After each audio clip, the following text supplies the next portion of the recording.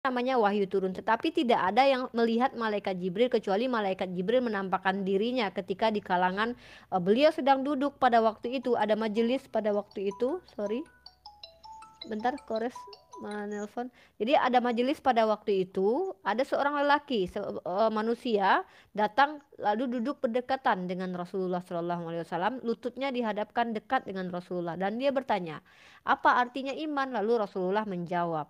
Pada saat itu sahabat beliau menyaksikan peristiwa itu dan laki-laki yang tidak pernah mereka lihat.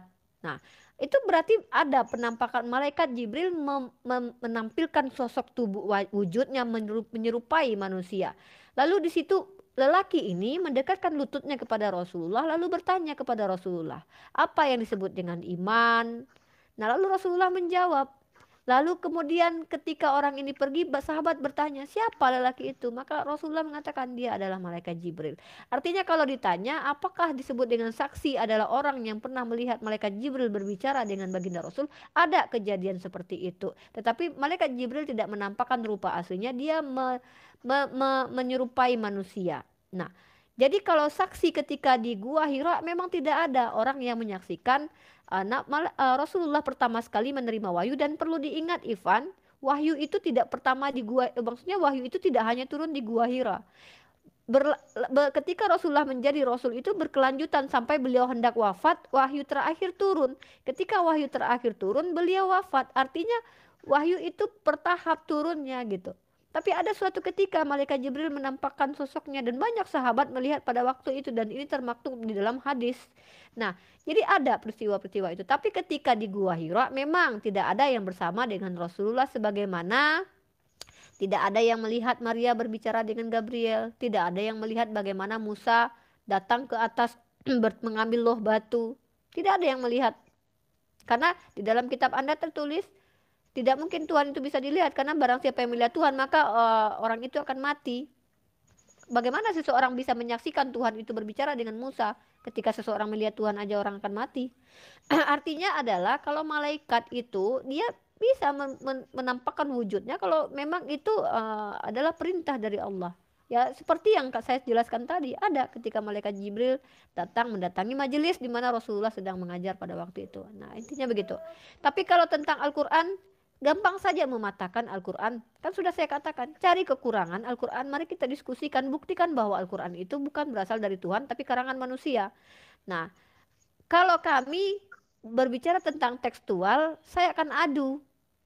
Secara tekstual Al-Quran dengan Alkitab saya akan adu. Tapi berani nggak teman-teman berjiwa besar menerima kenyataan nanti ketika kita berbicara tentang kekurangan-kekurangan secara tekstual. Dan perlu diingat Al-Quran tidak bersandar hanya kepada tekstual. Karena Al-Quran itu dihafalkan.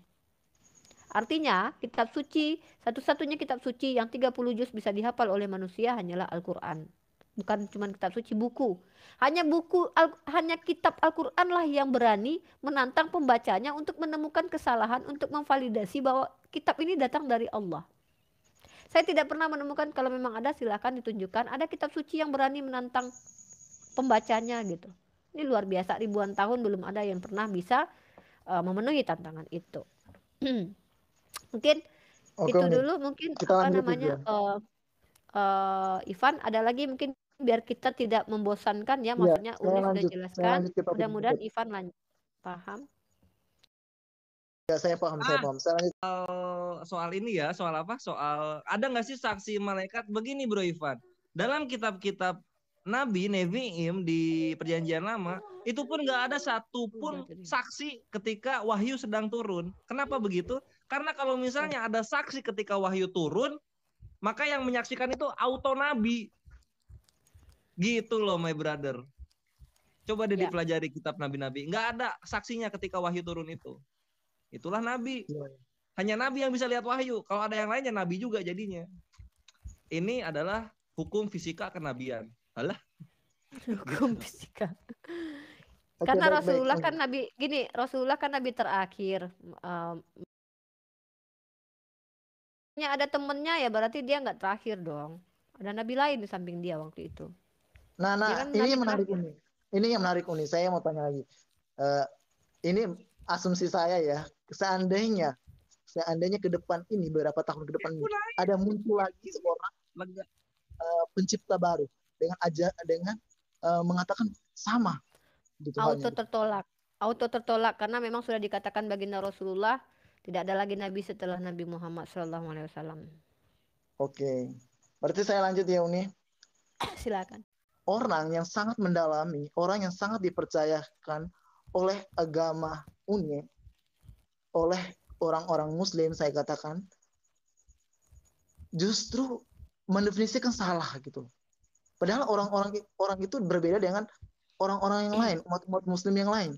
Dia itu mempelajari, mendalami, terus dia bisa mendefinisikan salah gitu. Itu menurut dia ini gimana? Sampai dia Gini. gitu. Sama atau cara kerja yang sama? Tentu tidak.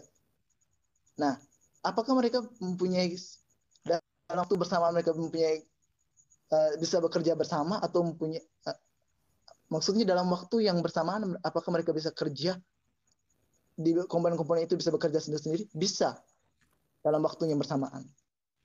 Dan apakah contohnya kaki dia menganggap aku yang paling hebat di dalam seluruh tubuh ini. Tapi tangan bilang tidak, tanpa aku kamu tidak bisa bergerak.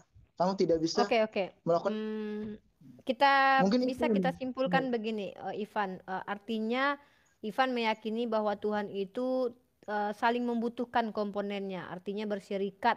Kalau tidak ada satu komponen maka dia tidak bisa. Ya tidak masalah. Tidak masalah, itu adalah keimanan Ivan sendiri. Tapi bagi kami umat Islam, kami dilarang untuk mempersekutukan atau mensyirikatkan Tuhan karena Tuhan tidak butuh syirikat. Artinya begini. Kalau di dalam teman-teman Kristen mengatakan kalau contohnya seperti telinga, kuping. Kalau telinga, kuping memiliki kehendak sendiri, bagaimana telinga pengennya belok ke sana, hidung pengennya naik ke atas, ya dia pengen punya kehendak sendiri kan, ini yang bagi kami tidak masuk akal. Tetapi kalau dikatakan komponen-komponen itu saling bersatu kemudian menghasilkan ini artinya kan Ivan mendeskripsikan Tuhan Ivan. Tidak masalah, itu urusan Ivan sendiri. Tapi bagi kami tidak bisa mendeskripsikan Tuhan kami karena Tuhan kami tidak pernah kami lihat dan tidak mampu kami deskripsikan, karena jangankan Tuhan itu sendiri, ciptaannya banyak yang tidak mampu kami deskripsikan. Mohon maaf, contoh kentut saja kami nggak mampu melihat warnanya seperti apa, bentuknya seperti apa, ini apalagi kami bicara tentang Tuhan. Silahkan Ivan.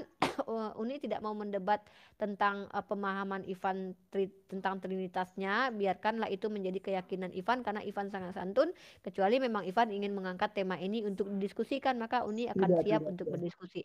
Tapi karena hari sudah malam juga, anak saya sudah luar biasa dari tadi hampir nih, nanti saya tanduk saya keluar, kasihan juga mereka kan, anak saya dari tadi udah guling-guling ini Kore, si Arum ini dari tadi ini udah banyak ini dia. Si Cahaya juga. Aku closing ya.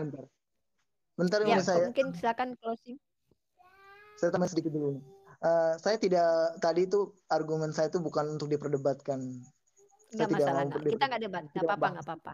Kita hargai itu. Ivan, saran Uni, bacalah kembali kitab sucinya Ivan, dari kitab Kejadian sampai kitab Wahyu. Ini anak Uni udah mulai, ya Allah, baca dari kitab Kejadian, baca dengan hati terbuka, dengan hati yang tenang. Kemudian tanyakanlah kepada pendeta-pendeta Ivan. Jangan malas mencari ilmu Ivan, karena sayang sekali kita diberikan akal dan hati dan kita diperintahkan untuk menggunakan akal sehat. Saran Uni itu, perdalam lagi lah kitabnya Ivan.